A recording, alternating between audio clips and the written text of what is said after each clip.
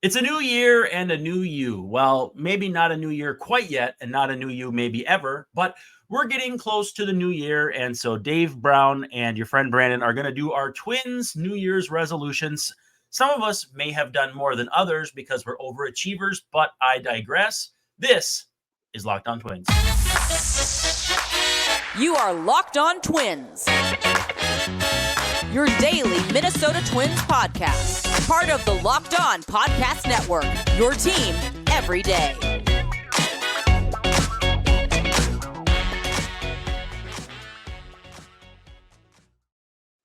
Hello again, and welcome back to Locked On Twins. I'm your host with a microphone not on mute, named Brandon Warren, and you can unfollow me on Twitter at Brandon_WARNE. I am hanging out with our good friend, Answer Dave Brown, on the Twitter machine, X as it were. Dave Brown, how are you doing today? Brandon, I just wanted to be prepared. That's why I did so many resolutions.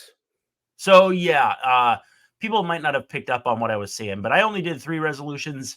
Dave did 10. So it'll be nice to focus on Dave for an episode since we haven't done it since, about 24 hours ago. So we'll have some fun talking with Dave about his resolutions. I'll sneak a couple in there. Thanks for making Locked On Twins your first listen every day. We're free and available wherever you get your podcasts, as well as on YouTube. And, of course, part of the Locked On Podcast Network, your team every day. Won't see the fun little marquee with players' names like we had in the Hall of Fame episode, but gotten some good feedback on that episode, Dave. How have you felt it's been received to this point? Sort of like Joe Mauer's vote total, surprisingly positive. Even most of the people who, they'll say they just didn't agree, but they appreciate my transparency, willingness to answer questions, seeming to have a process in my head, or at least as best I can explain it. So there have been a couple people who didn't really like some of my choices and called me names, like I kind of expected on Twitter. But most people have been really civil, and it's been quite an interesting discourse. I appreciate the reactions. Yeah, and it's good to have people engaged. It stinks if people are apathetic, but at the same time, they don't need to be jerks either. I know you have your own ballot, and we've seen some others. Have there been any that you've seen where you've been like, hey, yeah, I kind of like that ballot? Because I thought Dan Hayes had a pretty good ballot. I think he voted for 8, so not all 10, but his selections to me all made sense. Has there been a ballot you've looked at like that, or is it really more for you? You've just got to kind of put your head down and focus on your ballot because that's what's important right now. Well, yeah, because it's the big game. We all got to do our jobs.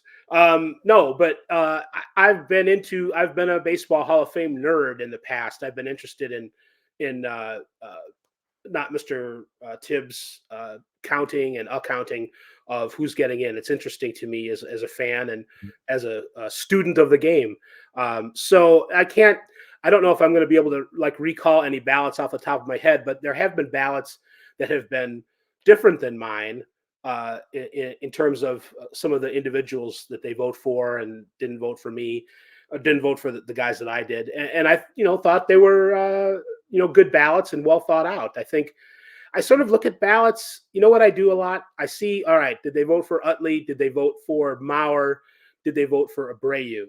And those are, for some reason, those guys are clicking in my head as, important to vote for, because I sort of feel like those are they're a little bit of underdogs. At least I thought so with Mauer, but he's tracking about 80% right now. So that's kind of how I look at it. It's like, oh, did somebody vote for those guys? All right, they did. So I'm fine with whatever else decisions they made. Yeah, I guess the better question would have been if there was a common thread rather than a specific ballot. But I think you did a good job of answering that. Today's episode, by the way, brought to you by FanDuel. Make every moment more. Right now, new customers get $150 in bonus bets with any winning $5 moneyline bet. It's $150 if your team wins. Visit FanDuel.com/lockedon to get started. Well, Dave, you did 10 resolutions, and I'm proud of you. I really am. I am going to I'll do mine. We'll see how long it takes, and we'll just kind of go from there. We got 30 minutes. There's some overlap. I bet at least one of them we both came up with, and probably 2. Yeah, let's hope. So my first one, not in any order, be upfront but realistic about how much Byron Buxton is going to play in center. Now, I don't necessarily believe transparency or whatever. Like, people say, oh, they want transparency and accountability from teams. And like, those two things they don't really mean what people want them to mean. So what I want to know is, like, so there was a time when Byron Buxton, they said, the Twins said, ideally we'll get 100 games out of him. And everybody's like, what? 100 games? That's not nearly enough. And then you look at his career, he's played 100 games once. It's a perfectly reasonable number to shoot for. For me, I want to know what they're shooting for and have a feel for it. Mostly just, I don't know. I mean, I guess I'm kind of being selfish because really it comes down to if Byron is healthy and comfortable and the team is comfortable with his health. But I just want them to be upfront and realistic and let us know, like, hey, is Max Kepler going to play a lot of center? No, probably not, because he doesn't want to. Willie Castro, I just want to know. I want a roadmap. Did you feel blindsided last year by the fact that, like, from the beginning, Buxton didn't seem like, well, he's not going to be able to play the outfield much? Did that come as a surprise to you when that became apparent? Because it did to me. You're closer than I am to it, but does that have something to do with what you're talking about with transparency and being upfront? It didn't surprise me to start the year. But I think what happened is it just kind of grew more and more apparent, kind of in the way of, like, how do I put this delicately? So we put our cat down a couple weeks ago and it sucked. But he was declining for so long that it kind of helped me make peace with the situation in the process. And that's not to say that Byron Buxton and a cat being put down need to be put on the same level. But the time that you spend thinking about something and processing it, I think matters. And so I was not as surprised as the season went on, and it just kind of seemed to be less and less likely. And it helped that Michael A. Taylor was playing all right. But yeah, if you had told me at the beginning of the year that he wouldn't, then my shock level would have been like a 50, 60, 65 out of 100. But by the end of the year, I was like, yeah, this is how this was tracking, if that makes sense. Mm-hmm. Well, sort of in response to your resolution about the Twins being up front, I wonder sometimes, and this is just generally speaking, if teams know. Like, I wonder how often things like this kind of catch teams by surprise, or sort of like how you said, it just sort of became more and more apparent as the season was going on that this was how it was going to be. And maybe they didn't know in January that that's how Buxton was, coming off the season before, was going to be. So I wonder if this is something that is necessarily always within a team's power to know exactly, with a player who's struggling with injuries, exactly what you're going to get out of him. Is it just as much of a mystery to them? And that's kind of scary to think. You kind of hope that they would know, but sometimes with injuries, you just don't. Well, forget January. I don't think they knew in June. That's how tricky it was. So, I mean, and again, like, it's not a lack of transparency. It's a lack of experience, foresight, and and again, too, if you say a guy will be back in 2 weeks and it's 3, people are pissed. If you say we don't know when he'll be back, people are pissed. I mean, what do you want? What do you want? Right. Related to this, it isn't necessarily how the format, we thought maybe this would be, but one of my resolutions was, and it's a little, I don't know, no more surgeries for Byron Buxton and Alex Kirilloff. They've had enough. That was my resolution for this year. Sure. If we can just keep them off the operating table, the Twins are winning those battles. Mm-hmm. So kind of related to what you say with Buxton. Yeah, for sure. Hey, let's quick talk about FanDuel, and then we'll make a run for the finish line. We're not close to the finish line yet, but we'll make a run for it. But first, just marathon sprint or something. Yeah, exactly. I don't do either of those things. But from our friends at FanDuel, we have a quick message for you. Well, we're getting closer to the new year, and as the weather gets a little chillier, not a lot, the NFL offers stay hot on FanDuel. Right now, new customers get $150 in bonus bets with any winning $5 money line bet. That's $150 if your team wins. And if your team wins, would probably be, I don't know what the opposite of a mantra would be, but that would be my fantasy football mantra this year because it was rough. But if your season is cooked in fantasy for the season long, you've got plenty of opportunities at FanDuel. So if you've been thinking about joining FanDuel, there is no better time than to get in on the action right now. The app is super easy to use, and there's a wide range of betting options, including spreads, player props, overs, unders, pretty much anything you can imagine, and much, much more. And again, $150 if your team wins. So visit FanDuel.com/locked on and kick off or close out, as it were, the NFL season. FanDuel is an official partner of the NFL. All right, we're back here in the bullpen. Gonna talk a little bit about our resolutions. How about I hit you with another one, and then we kind of do some free form fill in and see where there's some overlap. Sure. So I'm not just adding a front end starter.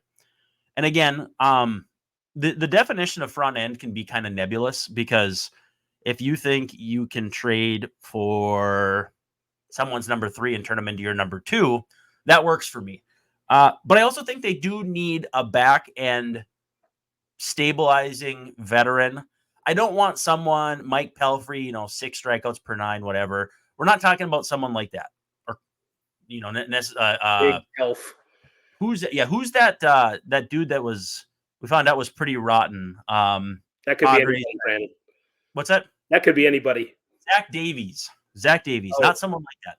I want someone like a Drew Smiley, someone who's at least, got some strikeout pitching or some strikeout stuff, maybe a little too many walks, like the Josh Stalmont, but a starter. But someone to compete with Louis Varland for the number 5 starter. I don't want to shoehorn Louis Varland into the rotation, but I also don't want to earmark him for the bullpen. I want him to kind of show which is a better fit for him. Because if his home run problem can be addressed, there's a lot to like here. So, yes, you still need that guy who can start game 2 or 3 in the playoffs for you.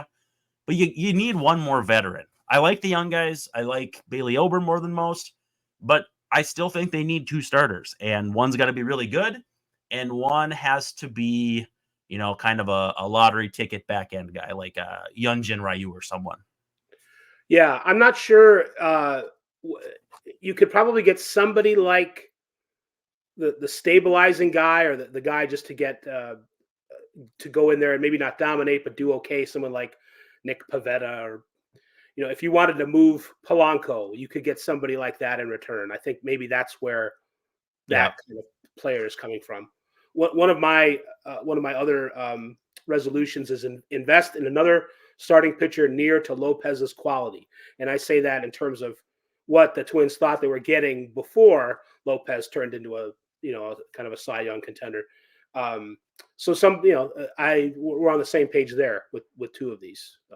Can I run through some names for you and just ask what they do for you in that role? Yeah. Sorry, easy for me to stop. Let's see. Alex Wood, I think, is kind of in that mix. Obviously not very durable. Spencer Turnbull is a guy I like, but I just don't know how good he is anymore after issues. Right. How about Noah Syndergaard? I kind of think the further he gets from surgery, at least he'll find what the best version of what's left is. And nobody's expecting him to come out and pump 98 with crazy gas and, get thrown out of a game by Tom Hallion again. Actually, no, Tom Hallion didn't throw him out. Tom Hallion was the other guy. Never mind. Strike it from the record. Is anybody checking that? They're going to check your math on your umpires. The guys you've mentioned so far, Brandon, I'm not that excited about any of them, honestly. I have been in the past. I haven't been against. But the longer you mentioned, the longer Syndergaard gets from surgery, the longer he gets from like having success, the more I worry about him having any more in the future. Right. Alex Wood, I have liked at times. He's got a funky delivery. He sort of throws like those car wash blow up guys where they go, whoa. That's Alex Wood, basically without the noise. So he might make the noise too. I can't prove that. Right, he might. We got to put a mic on him. This is definitely the other guy that you're bringing in, maybe for spring training, that you can compete with Louis Varland. Yeah. I would like them to invest either in free agency, which doesn't seem like it's going to happen, or a trade for somebody a little more stable than those guys. I'm not too excited about the names that you've mentioned so far. I'm sorry. Sean Manaea. More excited about him. He was decent last year and has more of a stable recent history. Good off speed / changeup stuff. I would definitely be into him more than the other names that you've mentioned. Absolutely. Would James Paxton be closer to the 2-3 than the 5 for you? Because honestly, I think he might be. Yes. Yeah. He's a 3. He's a 2.5. Also He's 34. like if he gets a 2-year deal, that's kind of in the Twins' sweet spot. Yes, I mean, we've joked about, with Minnesota's proximity to Canada and all that stuff. I know that Minnesota is where the incident happened with the Eagles, so maybe that's got some bad memories. But sometimes you have to go back to the scene of the crime to fully recover, though. Right. That's definitely a topic at the press conference when he comes in. So, I'm going to try and get a credential if that happens. You're getting much warmer with these pitchers. I didn't like how you started up, but Manaea is getting me a little tingly, and Paxton, I'm definitely in. Are you familiar with the Frankie Montas Twins meme? I think you've asked me about this before. Go ahead, and for those, including me, who couldn't quote it to you, what is it?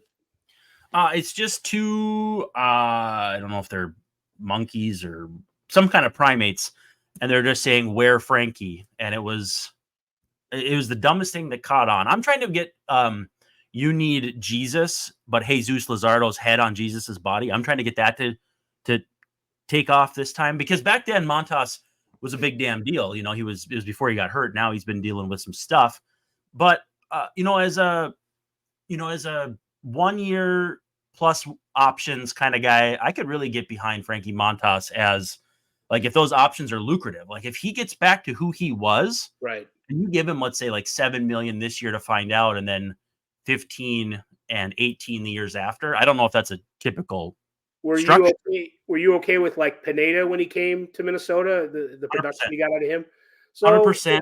Now, with that said, I can't think of, and I've said this before, and probably not to you, I can't think of anybody who has ever had worse luck for when they hit free agency. The first time, he had Tommy John, so the Twins landed him on a rehab / the next time he had been popped for PEDs, hit free agency. The Twins bring him back, which certainly was not great.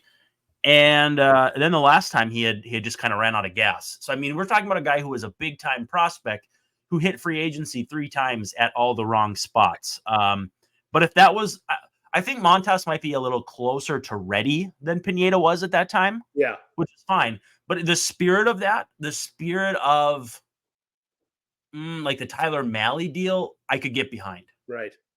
Yeah. Taking somebody from the Yankees who don't know what to do with anybody seemingly anymore. I like that theme too. The internet is a funny place as far as these Jesus Luzardo themes. So, we'll see what the Twins can cook up as far as a transaction here to get us really going on the odd, only 100 people get it, but we do it anyway kind of memes that we love. So I want to see it happen.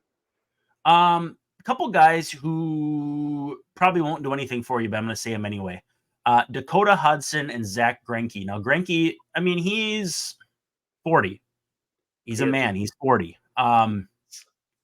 He probably doesn't have that much left, but at the same time, like, is there value in bringing him into a clubhouse at this age and at this experience level? And I don't know. I just, if you bring him in throwing 84 mile an hour puss balls and then Juan Duran relieves him, I mean, I don't know if that matters or not, but something to think about. When you put the donut on the bat in the on deck circle, then you take it off and you feel like Superman in the box. Right. Possibly. He seemed to, he hit kind of a rock bottom at some point in the middle of last season and then ended pretty well. Of course, if you go and look up his numbers in September, maybe that's not true, but that's what it seemed like to me. It seemed like, oh, he's definitely got nothing left, in July. And then by September, it's like, well, hopefully he can come back and get his 3,000 strikeout and all that stuff. So, he's definitely a guy who has some value on a staff that that goes beyond. He sets a good example. He, for a guy who doesn't really like to talk, when he gets going, he says some interesting things that you should listen to. Mhm. The teammates like him. He's a nice guy, seemingly, and there's some value. I do feel like at some point it's going to be like plainly obvious that he has got nothing left, and we Yep. are definitely close to this threshold. So I would worry about that.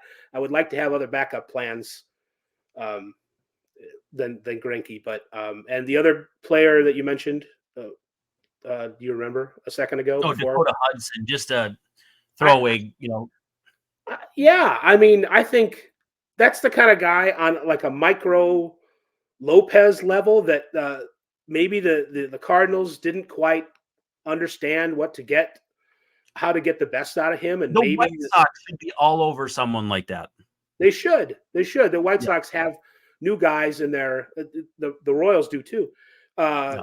Pitching coaches who maybe should try to exploit something that he does. I would be for Dakota Hudson coming in as well, at least as organizational depth. Maybe he's helping out St. Paul, but I would not say that he's got no hope. My favorite Hudson story is that my father-in-law was convinced that we were naming our son Hudson, and we just let him believe that until the day he was born. And then we had him hold him, and on the blanket, his name was Curtis, and that's Grandpa's name. It was a really cool reveal, but we let him believe for months that the baby's name was Hudson. So anyway, was it ever going to possibly be Hudson? How did he come to that? He just liked the name, and we didn't say no. Okay. Anyway, last two. One is more of a nostalgic, or one I could see, and then one I really like. Carlos Carrasco. If you talk about guys who seem like they could be finished, but again, you've got the Cleveland factor with Falvey. You've got the fact that he's 37 and not going to need much of a commitment in terms of money, years, Right. etc. A few years ago, the Twins brought in, what was his name? He was a pretty good right-handed starter who didn't make the Twins, but ended up going to the Braves and having a decent year. Decent righty. It's going to bother me till I find it. But anyway, Sanchez. Carlos Carrasco. What's that? I was thinking of Sanchez. Anibal Sanchez. Yep, Anibal Sanchez. Was it Anibal Sanchez? Yep. So I think you could do the same kind of. Yeah, Sanchez actually had a really nice year, or maybe it was the Braves or the Nationals or someone. Yeah, he didn't make the Twins and had an opt out and ended up having a pretty decent year, and people were all pissed, even though it didn't matter. I think Carrasco could be one of those Sanchez types where you think maybe he's had his last good season, and then he'll sneak a couple in his late 30s. Don't know exactly the physical condition of. It was a rough year for the Mets last year, and there were lots of reasons, I think, why things went wrong for them or didn't go right. You maybe get him out of there with a little bit of a fresh start. And you mentioned the Cleveland, the connection with the front office. I like that idea better, I think, than Dakota Hudson. So we'll see what he's what kind of stuff he has, and that could be a guy. That wouldn't be the end of the world for me either. All right. Last one I got will be 33. He's a lefty. He's pitched in the AL Central extensively, but not exclusively. Do you have any idea who I'm talking about? I know it's like we're playing the baseball reference game right now. I'm not sure. Yeah. 5-5 last year, 5.45 ERA, 4.35 FIP, 9.3 strikeouts per 9 in 15 starts spanning 71 innings. Do you have any guess? I don't. I don't have any idea. Matthew Boyd. Drew Smiley before, but I don't know. Matthew Boyd, cut from a similar cloth. Yeah. I know. The Tigers going to bring him back. I feel like they might have done it by now, but I could be wrong. Well, things are kind of slow, and the Tigers seem to be on a kick right now of bringing in different people. So maybe that is something that they're not going to think of. And I mean, that's a guy who maybe would be better off in the bullpen at this point in his career. Mm-hmm. And the Twins have a couple of lefties, but I don't know. It's you stretch him out a little bit. I mean, that's maybe a guy you bring in. I don't. He's no James Paxton, but that could be a guy. All right, I'm going to just throw away my last resolution out here because it's not much they can do about it. and then we're going to hammer yours for the rest of the show. My last one, though, is find a secure, long-term, lucrative TV deal. Not really in their realm of, it's not as much their issue as it is a lot of other people's issue. But It's a good one. I like that. stability would be good. Yeah. So they did actually. I think this is my grand idea. Start a Twins TV network where, besides games, active live games, you just play random games one after the other. It's like a random 1997 game against the Mariners at Kingdome, and then next game is 1989 against the Red Sox at the Metrodome. Like, I think it would be a cool idea. I don't know that it's actually even possible, because I talked to somebody with the Twins and it doesn't sound like they even have those tapes from back then. But they might have to ask the fan base. Hey, did you have your VCR rolling? Well, if it was rolling, you better go grab it. Well, this sounds sort of like what the Cubs did with Marquee, making their own channel in Chicago. The Twins tried it. So the Twins tried it in 2004 with Victory Sports North, the vaunted Victory Sports North that nobody in my neck of the woods could get. Right. I did not see Joe Mauer's first month because of that, because we had it was, I think, Midwest Sports Channel at the time, or Fox Sports Net. I can't remember which it was. Org. Right. Well, and then Joe Mauer ended up getting hurt anyway and missed most of that season anyhow. But the Twins have tried this in the past, but they didn't have the proper legwork or groundwork done. So I would like to see if they could do something like that. I don't know if the Twins are a hot enough ticket in town to do that, but that's not my job to figure that out. I just have wild aspirations, and it's everybody else's job to dance for my pleasure. This TV stuff, of course, the industry itself is figuring out how to advance. So it is a great idea for the Twins to secure their future with a local TV deal. But like you said, there are powers that be who are sort of wrestling over the future of bundling and cord cutting and all that stuff. And I don't know. I think some of that has to be settled, and people have to come up with grander ideas before the Twins can cash in on it. We might be looking at lots of piecemeal stuff here for the next couple seasons. Yeah, it sounds like Amazon might get involved, et cetera, et cetera. Yeah. So what are some resolutions you want to throw out there? Because I kind of dominated the conversation, and for that, I apologize. You don't have to apologize. This is you invented this channel, Brandon, so it's okay. I wish. In no particular order, I guess. The Twins should resolve to win at least 2 playoff series in the same year. After going so long without winning a playoff game or a series, they got through the Blue Jays last year and then had a disappointing time against the Astros. Stringing those experiences together, and having getting to the ALCS, I guess, would be an incredible step forward. And I think they can do it. I think they have, they need some additional players to fill in the holes. But if certain things happen, one of my other resolutions is do everything you can to have Royce Lewis play 150 games, because it would be amazing. He had 15 homers and hit 309 and whatever in 58 games last year. If he can play 100 more or 90 more, that would be awesome. And I think give the team a chance to get to that second playoff level and possibly win. Could he get MVP votes if he plays 150 games theoretically? Yeah, absolutely. Well, this is, I've had all the Royce Lewis Kool-Aid, so I'm a little over my skis, but he absolutely looks like a game changer to me. He could be one of the best players in the league this year. Absolutely. You set me up for a joke with your one before, and now I can't remember it. Well, just write it down and then interrupt me. I did, and that's the problem, is that now it doesn't make any sense. Anyway, what else do you got, though? I got more. Yes, I know you do. What did you say before this last one? Do you have it written down too? I win at least 2 playoff series in the same year. Do everything you can to have Royce Lewis play 150 games. And then I was wondering if everyone keeps signing with the Dodgers, that ALCS dream should be a little easier. That was my joke. I see. Yeah. If everybody stays out of the Twins' way, that's Yeah, by attrition, they're going to do it. we'll take it. Joe Ryan or anybody else, disclose any injuries that you have when they occur. Do not wait for weeks or months to tell anybody that you're hurt, and then maybe something can be done about it in better order. Don't necessarily try and play the hero.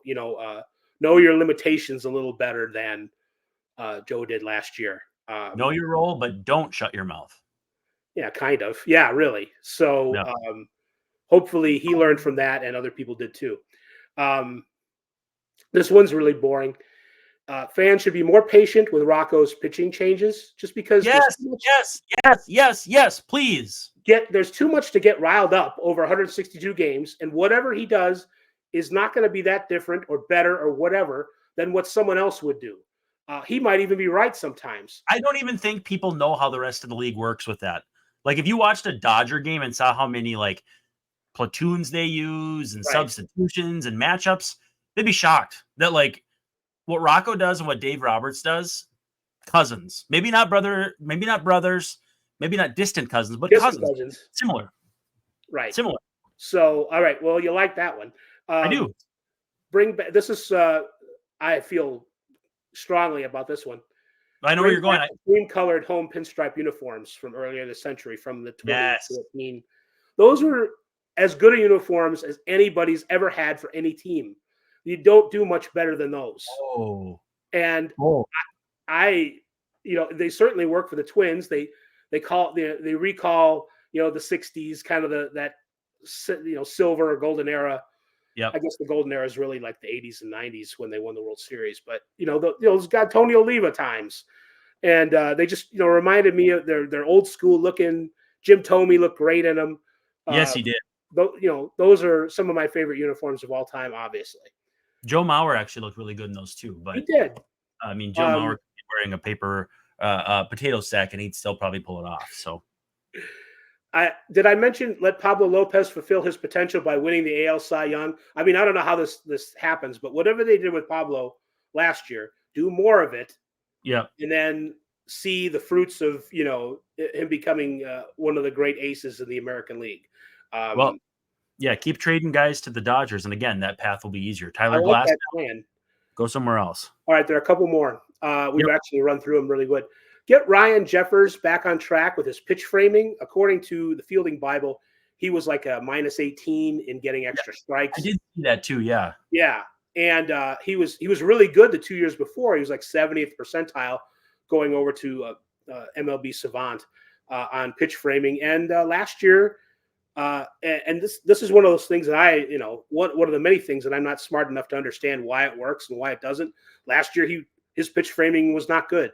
And I don't know if that's because his pitch framing wasn't good, or if it was what the pitchers were doing, or they were telling him to do something.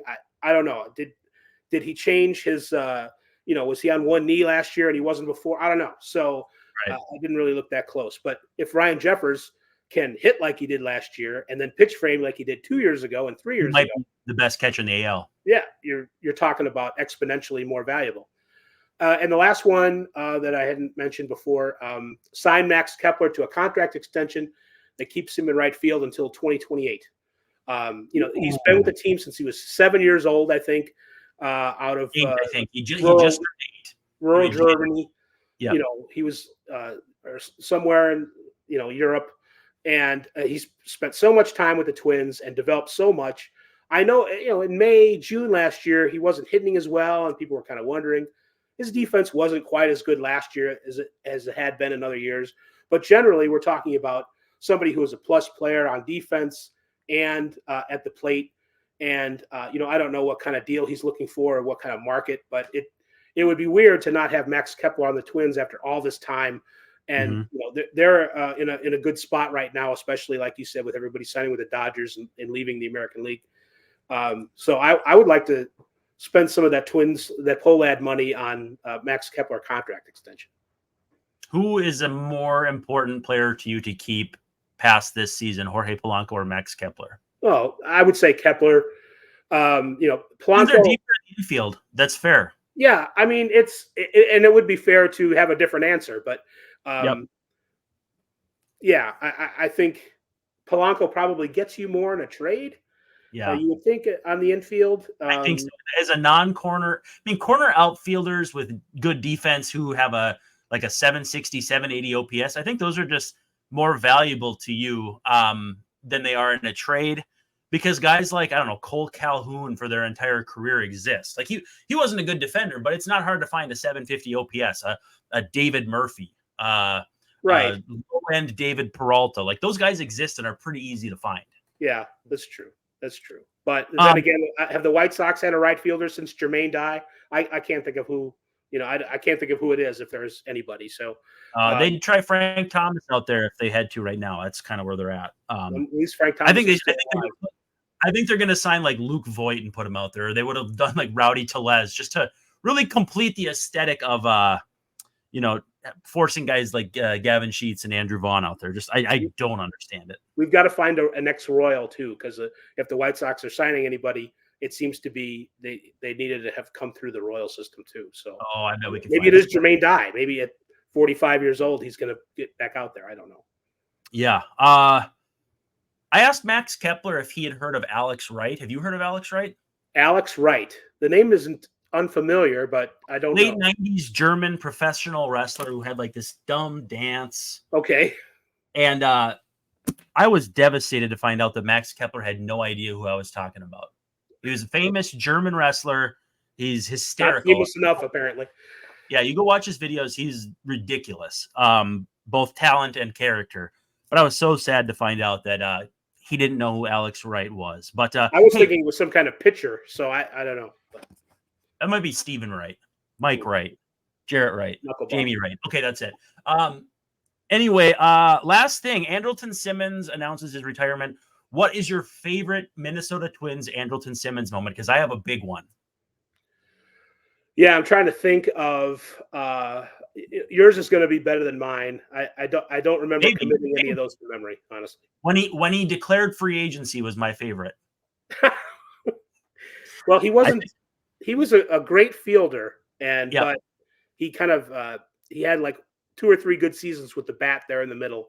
Yeah. In retrospect, sending him up there with a pool noodle was cruel and unusual punishment. But if the punishment fits the crime, then I'm more than happy to needle him over it. Pun intended. That's all I got. Hey, we had a bunch of news and notes to get to that we'll probably do whenever we do a show again. I'm game for another one soon, but we'll see what happens. But Dave, thank you so much for a little late Friday night action on Locked On Twins. It was a lot of fun.